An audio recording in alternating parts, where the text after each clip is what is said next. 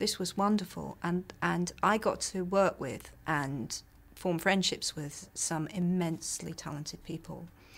Yeah, and I must say, and I could get very emotional saying this, but one of the things that I have been proudest of is going down to Leavesden and looking at all these people with all these jobs, hundreds and hundreds of people, and occasionally I've looked and I've thought, my God, you know, these people have jobs because I had an idea on a train once. That is so. Overall, the experience of the films for the initial writer has been outstanding.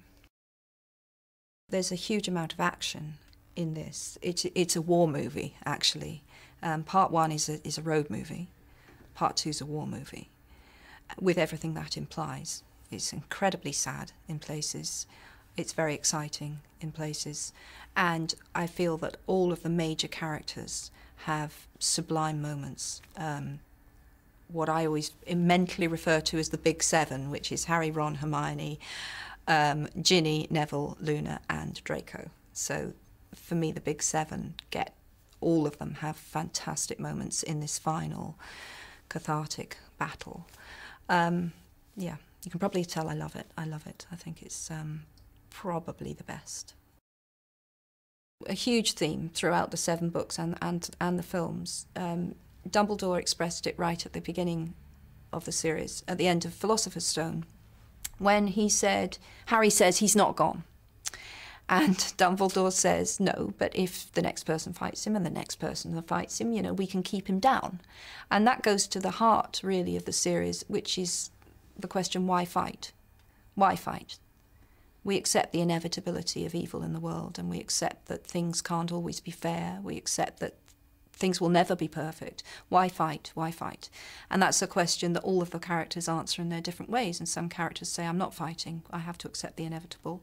And other characters say, I will fight till I die, to make the world a better place, to save a friend, you know, and that I suppose that's what the final battle is about.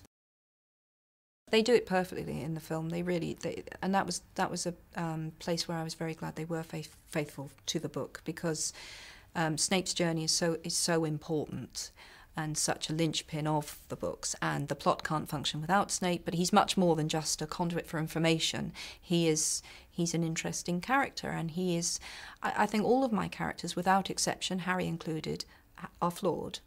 I don't think we have a single wholly good or wholly bad person, with the exception of Voldemort. I mean, he is wholly bad, there's no redemption there. Walking into the Great Hall in 2000, maybe, was it? I think it must have been about 2000 was the first time I did that. It was amazing. It was wonderful. It was exactly as I had imagined it.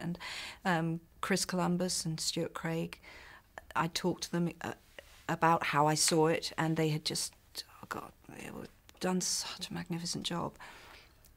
I actually didn't want to see it destroyed. And seeing it destroyed on film was awful, horrible. I think everyone will feel that if they followed the films all the way through. You get such a sense of, I suppose, just how serious the situation is, just how destructive this war has become. It's a very intense feeling I have for them, because they have literally lived in my world, and they've done it such honour, really, because they've been so magnificent in the way that they've grown up and played their parts. And it just so happens, which is actually the most important thing of all, that they are 3 fantastic people. You know, you'd go a long way to find 3 brighter, nicer, more grounded people than Dan, Rupert and Emma. I always had the feeling that Rupert just knew. I always had the feeling, I may be wrong, I mean, if you interviewed Rupert, he might say differently, but my strong feeling with Rupert was that he got Ron inside out, and that he, I don't know that he ever needed anyone to tell him. Just knew. Dan is one of the most inquiring minds I've ever met. Dan wants to know, he wants to understand, and he does, and he makes sure he masters it, and then he does it. And Emma, well, she just, there's sufficient overlap between Emma and Hermione that she could she's just a poster girl for clever girls, isn't she? She was wonderful. But she could do so much more than just be the nerd. And I think that particularly in the last film she showed that. You know, when she and Dan are playing these two characters who are alone, the depth of emotion Emma came up with there was extraordinary.